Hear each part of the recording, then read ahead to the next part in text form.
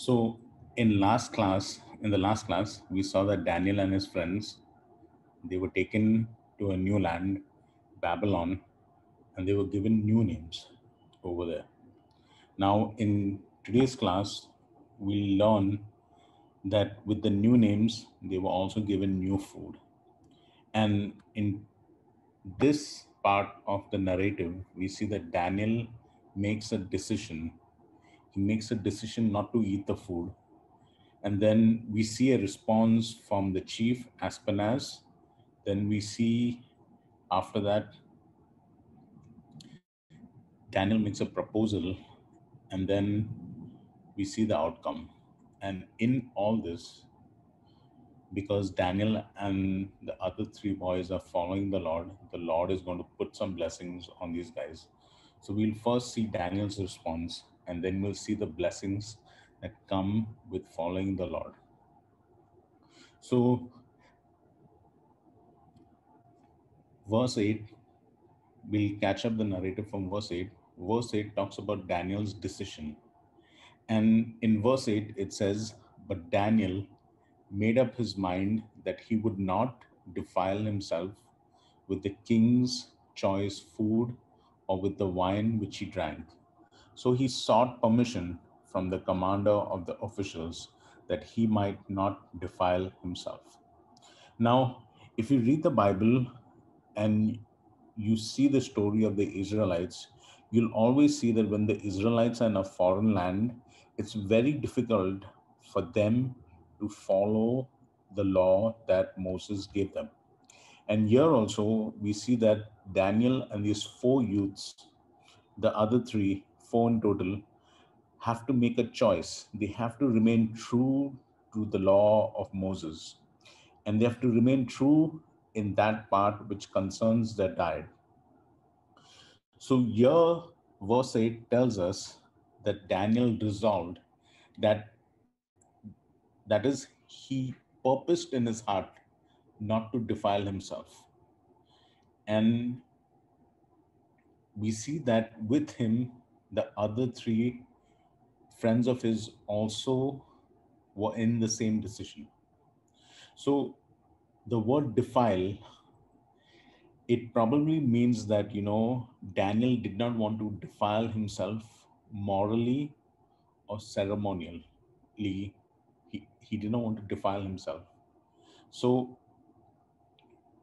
the Jews, they were religious, and they did not eat food that was not properly cooked.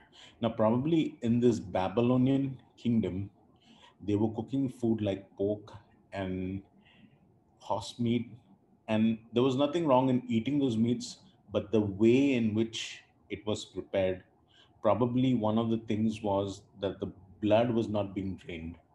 And we see that such food was not clean for the Jews to eat. Moses had told them in Leviticus 11 and Deuteronomy 14 not to eat such kind of food. And we see that if there was blood in the food, they couldn't eat it. We find that in Leviticus 17, verses 13 and 14. So to eat such food would have rendered these youths ceremonial unclean. Now, there was another reason why these guys couldn't eat this food, is because this food was offered to the Babylonian gods. And if they were to eat these foods, they would be, it was like idol worship, and therefore they couldn't do it. And even though wine was not prohibited in Jewish culture to drink, I mean, the wine that they got at that time was like juice. It was not the wine that we get today, but it was more of a grape juice, not fermented. It was more like of a juice, not like alcohol based. So taking that juice, they could drink it. There was nothing that forbid those guys from drinking wine. And even though they could drink the wine, Daniel and his friends did not drink it because it was offered to those Babylonian gods. So, by partaking in these foods, these Jews would be morally and ceremonially unclean, and they would partake in idol worship, and therefore they did not participate in these food.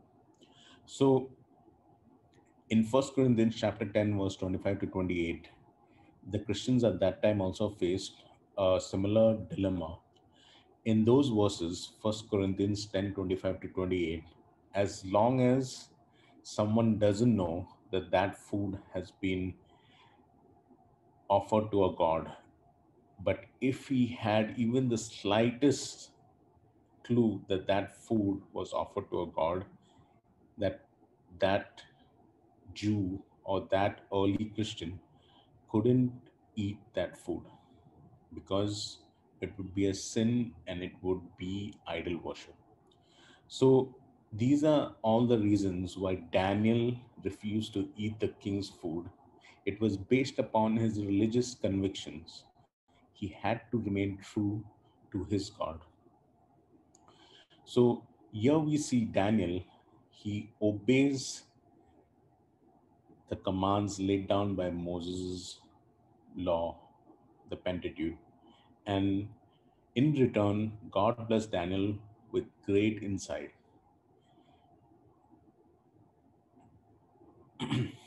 So look at the situation. In order to avoid this defilement, he had to ask the chief. Who was the chief? In the last class, we heard in verse 5, it is Ashpenaz. So Daniel asked Ashpenaz for substitute diet. Now, if you think about his request, probably it was polite and it was tactful. But with everything going around, it would have been difficult for Daniel and his friends. So, even though this was a courageous act, it was difficult for them. And I'll give you several reasons why it would be difficult. First, probably defying the orders given to eat this food was like defiance to Nebuchadnezzar. And by doing this, they would be in direct disobedience to Nebuchadnezzar.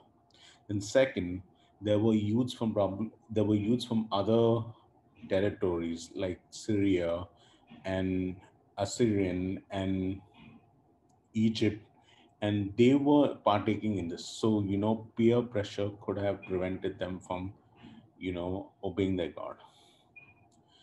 Now, probably not eating these foods could have jeopardized their career. They wouldn't be given good positions in the kingdom, so probably they would have thought, let's go eat the food so we can advance our chances of getting a promotion. Also, think about the king's food.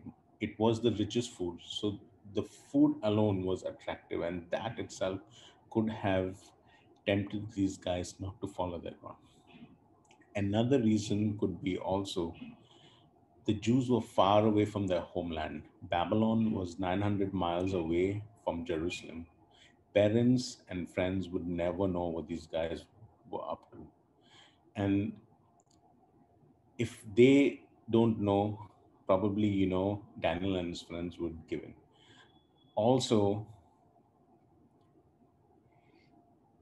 a real good reason for Daniel and his friends to, you know, partake in this food was, God had not, delivered them from these Babylonians. It was because of God that they were firstly in this situation. So why obey God? Why? But that was not what Daniel and his friends. So there were several reasons, you know, that Daniel and his friends would have thought of to not obey God. But we know what they did. So when Daniel asked Ashpenaz for a different diet, we see the response of Ashpenaz in verses 9 and 10. It says, now God granted Daniel favor and compassion in the sight of the commander of the officials. And the commander of the officials said to Daniel, I am afraid of my lord, the king who has appointed your food and your drink. For why should he see your faces looking more haggard than the youths who are your own age? Then you would make me forfeit my head to the king. So, in setting forth his reasons for the request, firstly, Daniel would have the opportunity as to why he's not eating the food and in turn share his faith.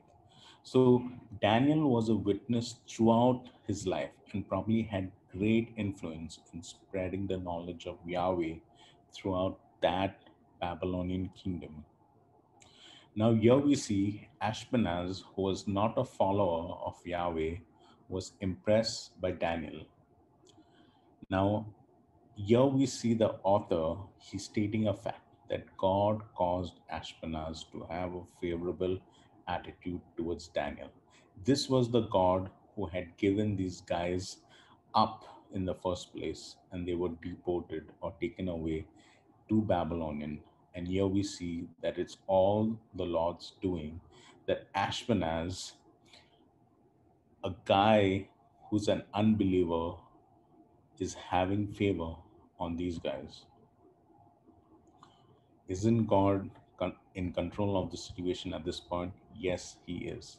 Remember what His name was? His name was Adonai in the last class. God's name, the sovereign God. And here we see that Adonai is able to direct the hearts of the captives to accomplish His sovereign will. Let me remind you again of that verse in Proverbs 21:1. It says, the king's heart is like a stream of water in the hand of the Lord. He turns it wherever he wills. So here we see that the Lord has turned Ashpenaz's heart in favor of Daniel. We see the word favor in this context, it means goodwill. And there's another word used, compassion. It conveys sympathy or a tender feeling. So Ashpenaz had genuinely grown to admire and feel affection towards these Jewish captives. So, for all those who don't know, there's something called as God's common grace. And this was the grace that was operating in the hearts of the unbelievers, especially Ashpenaz, exemplified here. So Ashpenaz liked and respected these boys. Nevertheless, he feared the king, who had specifically designated the food and drink of these captives.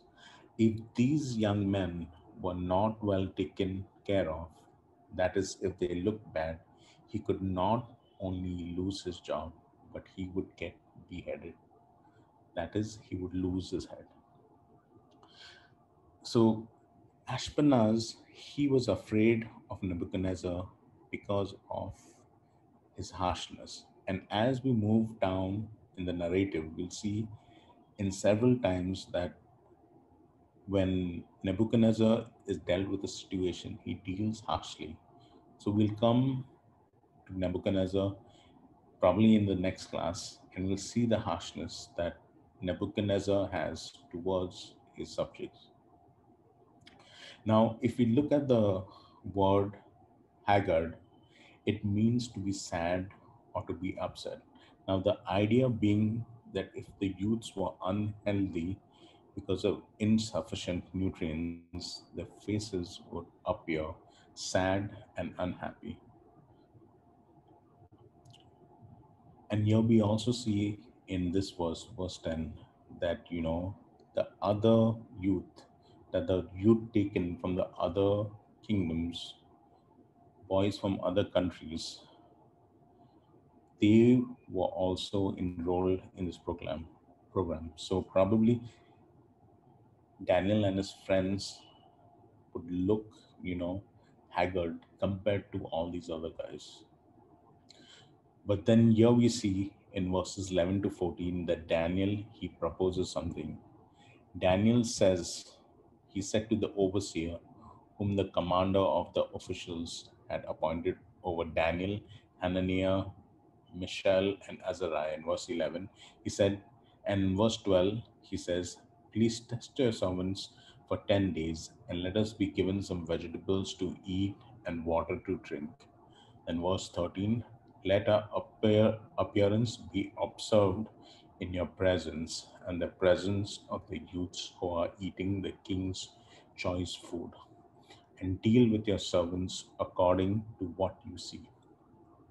So he listened to them in this manner and tested them for 10 days. So Daniel proposed to the overseer. Now, the overseer was not the commander in chief. This was a different person. This was the guy who was taking care of these youth and probably responsible for their diet. So Daniel proposes that they have an alternative diet for 10 days. And then in the end, the guard could judge for themselves their physical condition. So in verse 12, we see that as a test, the youths propose that they might be allowed to eat only vegetables and drink water rather than receive the king's meat and wine for 10 days. Now, the word vegetables means pulse. Now, what does that word mean? It means that which grows from sown seed. Now, that would this term would include not only vegetables, but fruits, grains, and bread made from these grains. So Daniel's diet was similar to what many so-called health food diets today tell us. So by his request, Daniel was not suggesting that eating meat was wrong. Why was that? Because on some festivals, meat was permitted. Like, for example, the festival of the Passover lamb, they sacrificed the lamb and everyone, ate of the lamb. So we see that on other occasions that these Jews were permitted. The reason why Daniel sought to exclude these items from his diet was because they were offered to the Babylonian gods. And as I've said earlier, they were not made in the right manner. So in verse 13 and 14, going on, we see that when the trial period was concluded, the overseer would check their appearance, that is, their physical condition, and if they look healthy, they would be allowed to continue the diet. So the overseer agreed to this proposition, and the experiment was carried out. And in verses 15 and 16, we see the outcome. It says in verse 15, at the end of 10 days, their appearance seemed better and they were fatter. Notice the word fatter than all the youths who had been eating the king's choice food. So the overseer continued to withhold their choice food and the wine they were to drink and kept giving them vegetables. Verse 15 and 16 tells us that at the end of this period, the young men looked better. And that word literally means healthier. And the word fatter literally means better nourished than all the other youths who were eating the king's rich food. So the overseer now allows Daniel and his friends to continue their new diet. So, because of what Daniel and his friends did, we see that from verse 17 onwards, God blesses Daniel and his friends. And in verse 17, we see that God gives these youth certain gifts. So, verse 17 tells us, as for these four youths, God gave them knowledge and intelligence in every branch of literature and wisdom Daniel even understood all kinds of visions and dreams. So God gave gifts to these young men for their faithfulness. All abilities and gifts ultimately come from the Lord, who is the source of all blessings. We know what James chapter 1 verse 17 tells us. Every good thing given and every perfect gift is from above, coming down from the Father of lights, with whom there is no variation or shifting shadow. So each of the four youths received the gift of keen intellectual ability, but the writer points out that Daniel received a special gift not possessed by the other three. What was that gift? That gift was a very highly prized gift in Babylon, especially of that day, the ability to understand all kinds of visions and dreams. Now, there are two reasons why the author is telling us that Daniel could understand the visions and dreams. Firstly, dream interpretation was important in the Babylonian kingdom. To be able to interpret these dreams was to have wisdom, and the Babylonians firmly believed that it was God speaking to his people from these dreams. So Daniel's gift, it was noteworthy. Secondly, this prepares us, the learners, for all the dreams that and visions that follow in the book. So one, it was important in Babylonian, and second, it prepares us for the dreams and visions to follow. So this gift doesn't exist today. It was only in existence when the canon of scripture was incomplete, and God, it was a method of divine communication in the biblical times. Now, once the canon is completed, all these dreams and visions have ceased. So, this was only for the time in biblical times. Now we are in the church age, and all these dreams and visions have been completed. Like all the New Testament and Old Testament is complete, so all these dreams and visions have ceased. So the first blessing that we see that God gave was special intellectual knowledge, and additional to that, Daniel could interpret dreams and visions. Then the second blessing we see that he had favor. These guys had favor before the Babylonian court in verse 18 to 20. Verse 18, it says, "Then at the end of the days, which the king had specified for presenting them, the commander of the officials presented them before Nebuchadnezzar. The king talked to them, and out of them, not one of them was found like Daniel, Hananiah, Mishael, and Azariah. So they entered the king's personal service." Then, verse 20, "As for every matter of wisdom and understanding about which the king consulted them, he found them 10 times better than all the magicians and conjurers who were in all Israel." So, at the end of days means that a 3 year period was completed. Now, this 3 year period, let me point it out, was not exactly 3 years. It depended on the individual's capacity of learning and pushing himself.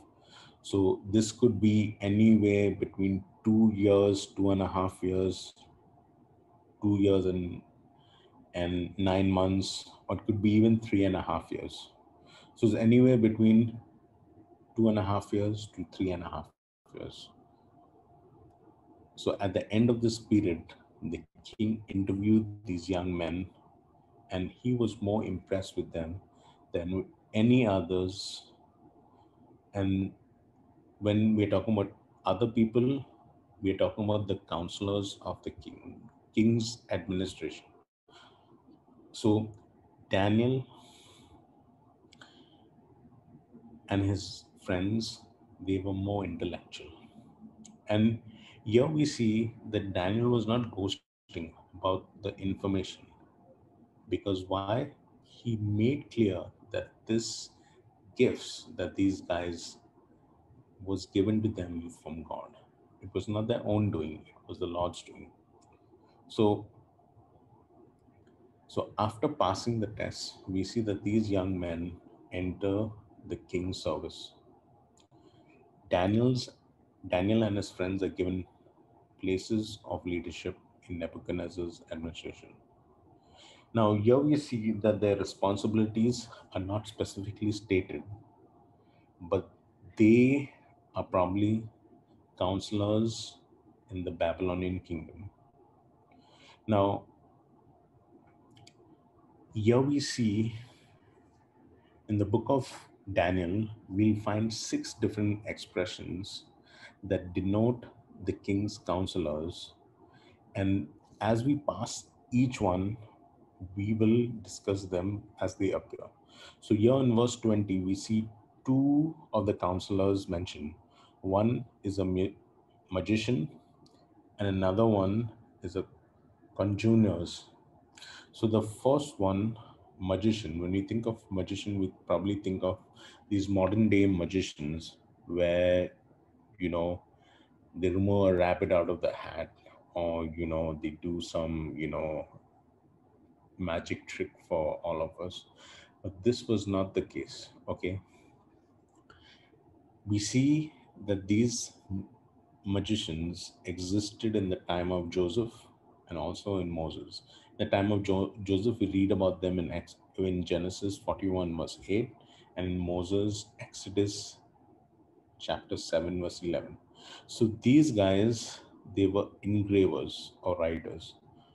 They Their primary occupation was writing on stone tablets. So have you anytime seen people, they put all these stones on, these marble stones on houses, on graves, and sometimes you pass these marble shops and they're chiseling away. So these guys were guys who would make notes on stone tablets, and they would be chiseling away. And what was their uh, job? As a magician, if they found any extraordinary activity in the spiritual realm, they would record it on these stone tablets. So probably if, Daniel and his friends found that the Lord was moving in a certain way, they would note it down, or grave it on the stone with their styluses. These tablets, they were clay tablets, not stone tablets, clay tablets.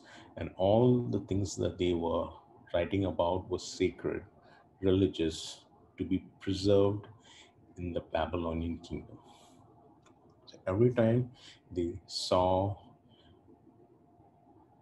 the hand of God or some movement in the heavenly bodies, they would record this religious wisdom for them to be preserved. So that was one. There were magicians, and then there were conjurers. And these guys, they were more of enchanters. And what they would do is they would cast spells and incantations, and were believed to be able to communicate with the spirit world. Now, probably we don't come across these guys today, and these guys, are distant, but in the Babylonian world, it was common. And Daniel and his friends, they were supposed to be having more wisdom than all these magicians and conjurers. So, although Daniel and his friends entered into the king's service, we can be assured that they were following God and they were not engaged in all these occult practices. These were young men who risked their positions and probably their lives to please God in the matter of the king's food, and certainly they wouldn't have, got themselves involved in paganism and witchcraft. We see that a good example of this would be Moses. As Moses grew up in Pharaoh's court, he was taught the wisdom of the Egyptians. We see that in Exodus chapter 2, verse 10, and Acts 7:22. But as Moses recorded, you know, the rules for the Jews to follow in the promised land, he condemns all this magic. And we see that in Leviticus 19:26 and 19 verse 31, and Deuteronomy chapter 18 verse 10 and 11. So here we see in this part of the narrative that these guys are finding favor before the Babylonian court. So God blessed them with two things so far. One, these guys had special abilities, special intelligence. Daniel had was given one more ability to interpret visions and dreams. Then second, these guys had favor before the Babylonian court. And third, scripture tells us that Daniel was blessed with a long life. And the last verse of verse 21 says that Daniel continued until the first year of Cyrus the king. Now, some translations say that Daniel existed till the first year of Cyrus the king. And then again in chapter 10, we see that his life extends. So that word exists should be like how the NASB translates it. Daniel continued until the first year of Cyrus the king. Because I was reading this in the NIV and I found that there was a slight, you know, discrepancy over there, as in like the word is there, it means almost the same, but it doesn't, live up to the right meaning. So Daniel, we see here, he continued until the first year of Cyrus the king. So here we see Daniel was blessed with a long life, probably 85 or 90 years. He probably lived from 620 BC to 535 BC. Daniel lived throughout the whole Babylonian period, right into the period of Cyrus, the Persian ruler who allowed the Jews to come back after captivity. He was the one who allowed Ezra and the other guys to come back to rebuild the temple. So Daniel lived to see all that. He lived to see the whole Babylonian kingdom and how the fall of the Babylonian kingdom occurred, and also the new Persian kingdom taking over the Babylonian kingdom. And he also probably he was the one to send the book of Daniel with the first exiles that came back. And that is how the book was passed on. And that is how we have it today. So in this chapter 1,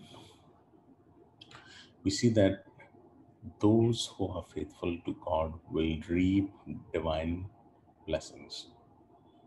Now, the world has all its attractions and pressures, and probably, many believers fall and compromise. But here we see the faith of Daniel, and that is a reminder for us that, serve the Lord, that, serving the Lord is not just serving the Lord. It pays us great dividends to be serving the Lord, because the Lord showers great blessings on us Christians. Now, probably, some people reading chapter 1 would get the picture that, God, you know, makes people succeed even in the world. But, the author doesn't mean to teach us that we'll always have worldly success like the world has. And but one thing the author does teach us, that faithfulness towards God is no doubt has its rewards. If the rewards are not in this life, definitely guaranteed in the next life, your guys will receive the reward. So this is what chapter one is all about. And in the future chapters, all these things will be reiterated that as a believer follows God, he'll be blessed again and again and again. So this is our class for today.